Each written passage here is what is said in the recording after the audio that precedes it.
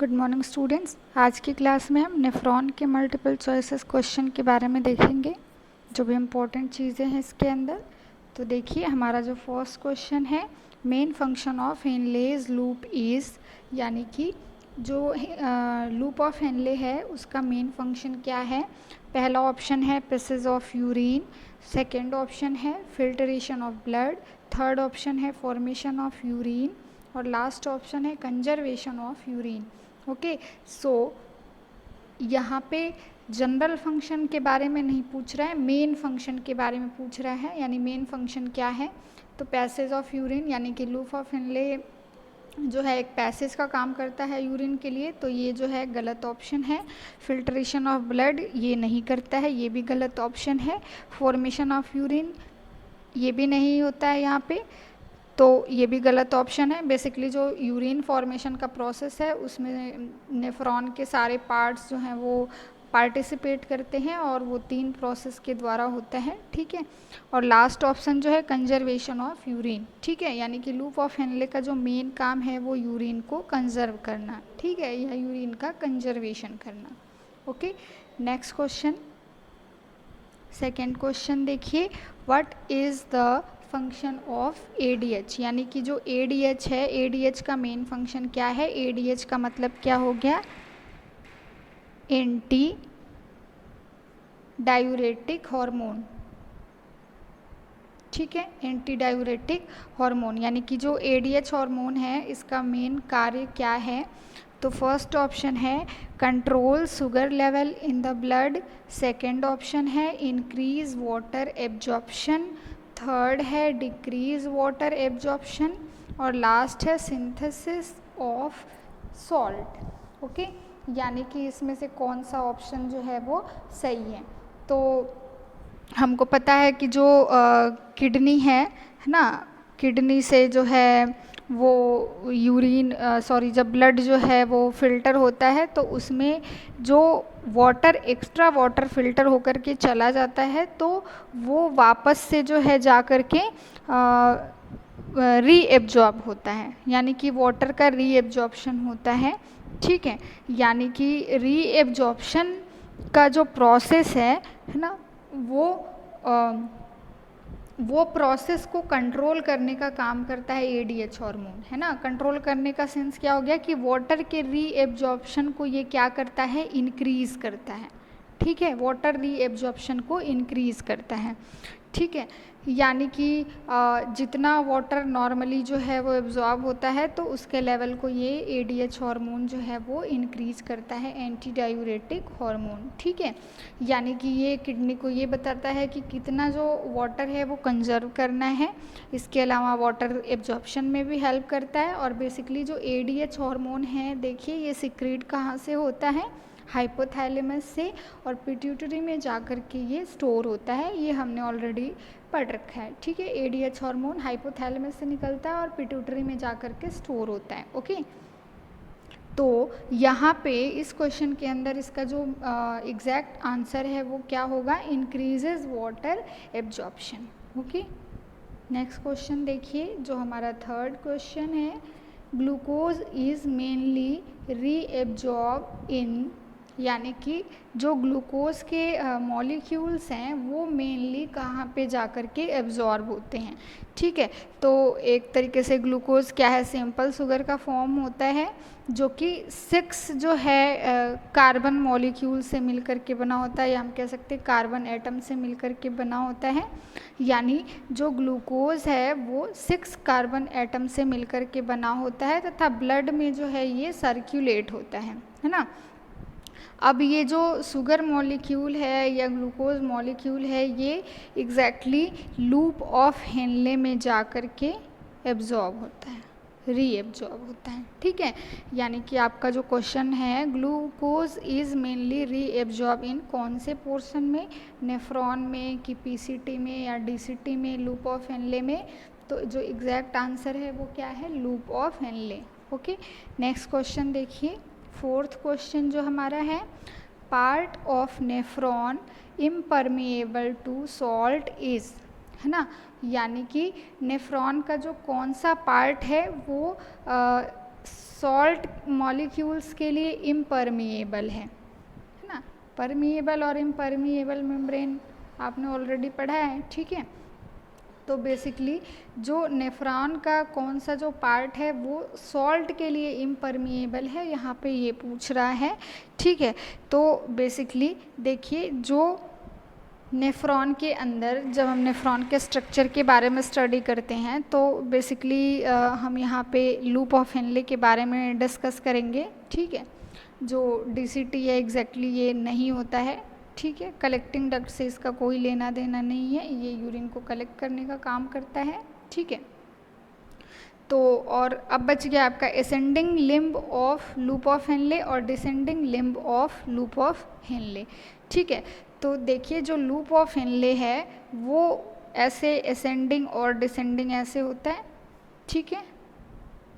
दो इसके जो हैं दो बेसिकली पार्ट होते हैं, यानी कि loop of Henley ascending loop और डिसेंडिंग लूप से मिल करके बना हुआ होता है। तो बेसिकली इसका जो डिसेंडिंग वाला पार्ट है ना, ये डिसेंडिंग लिम्ब जो है या कह सकते हैं descending part of loop of Henley जो है इम्परमिएबल होता है सॉल्ट के लिए, ठीक है। ये क्या होता है, सॉल्ट के लिए इम्परमिएबल होता है, परमिएबल नहीं होगा, इम्परमिएबल होगा, ओके। देखिए नेक्स्ट क्वेश्चन है हमारा 5th question, the microscopic structure of kidney, यानी कि किडनी का जो है माइक्रोस्कोपिक स्ट्रक्चर क्या है, नेफ्रॉन, न्यूरॉन, नर्व या साइनेप्स, ठीक है। इसमें से क्या है, तो ये सबको पता है नेफ्रॉन जो है इसका एग्जैक्ट आंसर है, ठीक है। न्यूरॉन जो है वो ब्रेन में होता है, नर्व भी उधर ही का है और सिनाप्सिस भी, ये तीनों के तीनों जो ऑप्शन हैं ये आपके नर्वस सिस्टम से रिलेटेड है। तो एग्जैक्ट आंसर क्या है, नेफ्रॉन, ओके। नेक्स्ट क्वेश्चन देखिए 6th क्वेश्चन। 6th क्वेश्चन है the act of eliminating urine from the body is called, यानी कि वह क्रिया जिससे यूरिन जो है बॉडी से एलिमिनेट हो जाता है, बाहर निकल जाता है, उसे हम क्या कहेंगे। पहला ऑप्शन है मिक्सचरेशन, दूसरा ऑप्शन है डिफिकेशन, तीसरा है डायरिया और नेक्स्ट है रिटेंशन ऑफ यूरिन, ठीक है। यानी कि आपका जो चौथा ऑप्शन है वो है रिटेंशन ऑफ यूरिन। अब इसमें से कौन सा सही होगा, देखिए मिक्सचरेशन का मतलब क्या है कि बॉडी से वह प्रोसेस जिससे बॉडी से जो यूरिन है वो बाहर एलिमिनेट हो जाता है, इसी प्रोसेस को ही हम क्या बोलते हैं, मिक्सचरेशन, यानी कि ये जो आंसर है वो सही आंसर है। डिफिकेशन हम किसे कहेंगे, ये बेसिकली स्टूल पास करने को कहते हैं, इसलिए ये आंसर क्या हो गया, गलत हो गया। डायरिया यानी कि जब लूज स्टूल पास होता है, ठीक है, ज़्यादा बार, more than 3 in a day, ठीक है, 3 या 3 से ज़्यादा बार जो है बार बार लूज़ जो है स्टूल पास होता है तो वो बेसिकली डायरिया कहलाता है। और रिटेंशन ऑफ यूरिन ये भी गलत ऑप्शन है। रिटेंशन ऑफ यूरिन का मतलब क्या हो गया कि जब यूरिन का रिटेंशन हो जाता है ब्लैडर के अंदर, यानी कि पूरा का पूरा ब्लैडर एक बार में प्रॉपरली खाली नहीं हो पाता, एम्प्टी नहीं हो पाता, तो उस कंडीशन को हम रिटेंशन ऑफ यूरिन कहते हैं। तो यहाँ पे the act of eliminating urine from the body is called micturition, यानी कि ये जो है आंसर ए, ये क्या है, सही आंसर है, ओके। नेक्स्ट क्वेश्चन देखिए, what is the process of urine formation, यानी कि यूरिन फॉर्मेशन का प्रोसेस क्या है। फर्स्ट है ग्लोमेरुलर फिल्ट्रेशन, नेक्स्ट है ट्यूबुलर रीएब्जॉर्प्शन, नेक्स्ट है ट्यूबुलर सिक्रीशन और लास्ट है ऑल द अबव, है ना। तो इसमें से कौन सा आंसर सही होगा, तो देखिए जो यूरिन फॉर्मेशन का प्रोसेस है, यूरिन फॉर्मेशन का प्रोसेस 3 प्रक्रियाओं के द्वारा होकर के गुजरता है, यानी कि इसमें 3 चीज़ें पार्ट लेती हैं। पहला जो है ग्लोमेरुलर फिल्ट्रेशन, यानी कि सबसे पहले जब ब्लड आता है, ऐसे जो रीनल आर्टरी और रीनल वेन से होकर के जो है ग्लोमेरुलस में आता है और ये वुमेन्स कैप्सूल ऐसे होता है, ठीक है। तो बेसिकली ग्लोमेरुलस फिल्ट्रेशन यानी यहाँ से जो ब्लड आया वो फिल्टर होकर के जो फिल्ट्रेट है वो यहाँ से बाहर निकल कर के वुमेन्स कैप्सूल में चला जाता है, ठीक है। तो बेसिकली वो क्या है, ग्लोमेरुलर फिल्ट्रेशन। तो सबसे पहला जो प्रोसेस है वो यही होता है कि ब्लड में जितनी भी वेस्ट चीज़ें हैं जिसका हमारे बॉडी में ज़रूरत नहीं है वो यहाँ से फ़िल्टर होकर के जो है वो वुमेन्स कैप्सूल के अंदर चली जाती हैं, ठीक है। पहला प्रोसेस है। फिर ट्यूबुलर रीएब्जॉर्प्शन। ट्यूबुलर रीएब्जॉर्प्शन का मतलब क्या हो गया, यानी कि जो ट्यूब्यूल्स हैं, ठीक है, चाहे पीसीटी, चाहे डीसीटी, चाहे लूप ऑफ हेनले, जितने भी ट्यूब्यूल्स हैं, बेसिकली इस ट्यूब्यूल्स के अंदर वो चीज़ें जो यहाँ से एक्स्ट्रा अमाउंट में चली गई पर हमारी बॉडी में उनकी नीड है वो वापस से क्या होती हैं, रीएब्जॉर्ब हो जाती हैं, है ना। वो क्या है, ट्यूबुलर रीएब्जॉर्प्शन। ट्यूबुलर सिक्रीशन का मतलब क्या है कि कुछ चीज़ें यहाँ से फिल्टर होकर के वापस इधर नहीं आ पाती हैं तो वो सीधे जो है आपके आसपास के जो भी कैपिलरीज हैं या जो भी स्ट्रक्चर है वहाँ से सीधे जो है ट्यूब में सिक्रीट हो जाती हैं, यानी कि जो ट्यूबुलर स्ट्रक्चर है नेफ्रॉन का उसमें जा कर के सिक्रीट हो जाती है ना, तो उसे हम बोलते हैं ट्यूबुलर सिक्रीशन। तो ये तीनों प्रोसेस होने के बाद जो प्रोडक्ट बनता है और कलेक्टिंग डक्ट में जा कर के कलेक्ट हो जाता है उसके बाद ही हम उसको यूरिन कहते हैं, है ना। तो बेसिकली यूरिन फॉर्मेशन में जो हमारा यूरिन फॉर्मेशन है उसमें ये तीनों की तीनों चीज़ें जो है वो पार्टिसिपेट कर रही हैं। तो इसका जो सही आंसर है वो क्या होगा, ऑल द एबव, यानी कि ये ऊपर के तीनों आंसर इसमें क्या है, सही हैं। नेक्स्ट क्वेश्चन देखिए, normal GFR is normal glomerular filtration rate, यानी जो ग्लोमेरुलस है वहाँ से कितना जो फिल्ट्रेट हो करके जो है चीज़ें या प्रोडक्ट जो है बाहर निकल रही हैं, यानी उसका रेट क्या है पर मिनट के हिसाब से, ठीक है। उसे हम क्या बोलेंगे, ग्लोमेरुलर फिल्ट्रेशन रेट, यानी ग्लोमेरुलस कितना जो है फिल्टर कर रहा है ब्लड, ठीक है। तो फर्स्ट ऑप्शन है इसमें 50 to 80 ml पर मिनट, गलत है। दूसरा है 90 to 125 ml पर मिनट के हिसाब से, ये क्या है, सही ऑप्शन है। थर्ड ऑप्शन है 135 to 140 ml पर मिनट के हिसाब से, ये भी गलत ऑप्शन है, ये ज़्यादा हो जाएगा। नेक्स्ट है मोर देन 140 ml, ये बहुत ही ज़्यादा हो जाएगा, तो ये भी क्या है, गलत आंसर है। तो इसमें सही आंसर क्या है, 90 to 125 ml पर मिनट के हिसाब से जो है वो ग्लोमेरुलस फिल्ट्रेशन रेट हमारा होता है, यानी कि एक जो मिनट है उसमें 125 ml जो है ग्लोमेरुलस जो है ब्लड को फिल्टर करके जो है भेजती है, ठीक है। नेक्स्ट है हमारा 9th question, the process in which transfer of material, ध्यान से देखिएगा, transfer of material from peritubular capillary to the renal tubular lumen is called, है ना। यानी कि जो है वह प्रक्रिया जिसमें जो मटेरियल है वो कहाँ से ट्रांसफ़र हो रहा है, पेरीट्यूबुलर कैपिलरी से ट्रांसफ़र हो रहा है, कहाँ पे, रीनल ट्यूबुलर ल्यूमन के अंदर। तो उस प्रक्रिया को हम क्या कहेंगे, हमारा फर्स्ट ऑप्शन है ट्यूबुलर सिक्रीशन, सेकेंड है ट्यूबुलर रीएब्जॉर्प्शन, नेक्स्ट है जीएफआर और नेक्स्ट है नन ऑफ देम, यानी कि इसमें से कोई भी नहीं।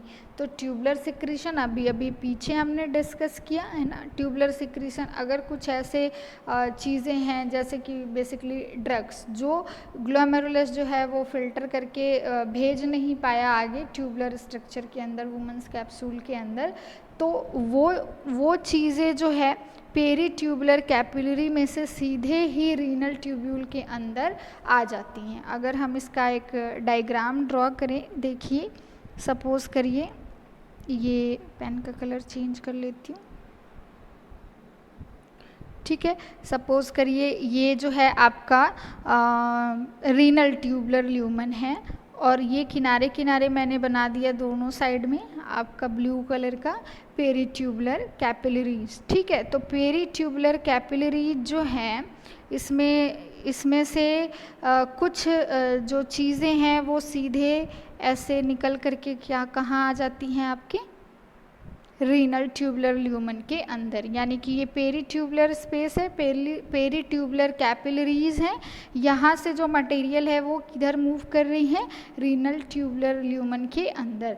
तो इस प्रक्रिया को, यानी ये रीनल ट्यूबुलर का मतलब क्या हो गया कि जिसमें अभी यूरिन का फॉर्मेशन का जो प्रोसेस है वो चल रहा है, तो इसमें ये डायरेक्टली क्या करती हैं, भेज देती हैं, या मटेरियल जो है वो ट्रांसफ़र हो जाता है, तो इसे हम क्या कहेंगे, ट्यूबुलर सिक्रीशन। ये प्रोसेस क्या कहलाएगा, ट्यूबुलर सिक्रीशन। ठीक है, ट्यूबुलर रीएब्जॉर्प्शन इसका जस्ट उल्टा होता है। ग्लोमेरुलस फिल्ट्रेशन रेट हमने अभी पीछे देख लिया, ये क्या होता है।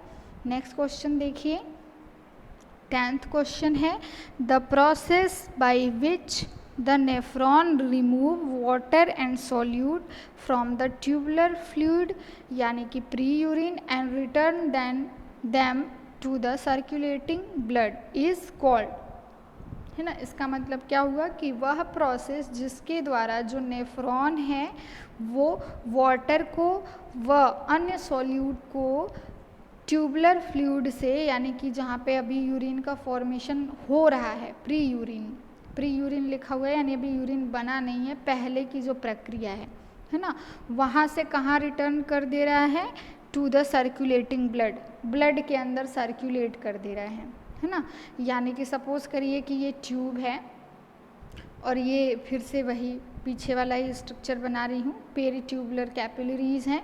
तो अब यहाँ पे फिर से कलर चेंज कर लेती हूँ, आपका ये जो पेरीट्यूबुलर कैपिलरी है ना, उसमें तो था इधर से मूव कर रही थी, लेकिन इसमें हम क्या कह रहे हैं कि जो नेफ्रॉन है ना, वो वाटर को और सॉल्यूट को कहाँ से ट्रांसफ़र कर रही है, ट्यूबुलर फ्लूइड से, यानी कि ये ट्यूब है ना।